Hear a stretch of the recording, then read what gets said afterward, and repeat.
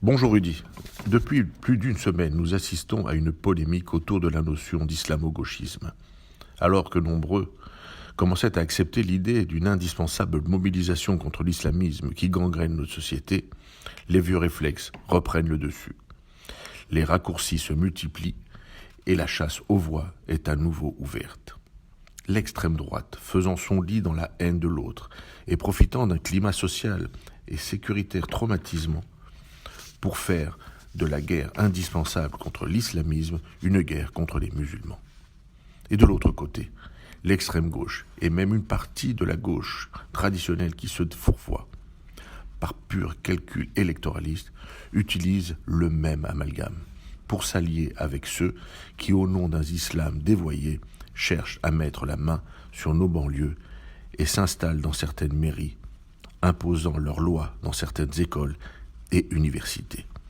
Comment fermer les yeux devant ces faits qui font reculer notre République et qui s'installent par la peur et parfois par la compromission? Oui, l'islamo-gauchisme est une réalité. Il est l'alliance contre nature de l'islamisme avec l'extrême gauche, faisant penser à chacune de ses composantes qu'à terme, il sera dominant. Refuser cette réalité, c'est abandonner nos valeurs et surtout tous ceux et celles qui, dans nos banlieues, aspirent à réussir, à s'intégrer grâce à l'école de la République et à pouvoir vivre à la fois leur foi et leur citoyenneté. Aujourd'hui, les extrémismes de droite et de gauche sont alliés à l'islamisme pour exister. Refuser d'accepter ce fait, c'est capituler et offrir à ces deux dangers les clés de notre République, qu'ils attaquent l'un et l'autre.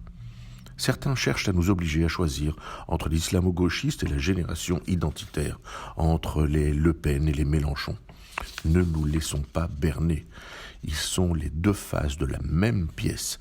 Celle qui, si elle prend le pouvoir, fera crier aux uns « Juifs, Juifs, la France n'est pas à toi », comme ce fut le cas dans les rues de Paris lors d'une manifestation de l'extrême droite, et aux autres « Mort à Israël », et qui assassineront des enfants juifs au nom d'un soi-disant combat pour la Palestine.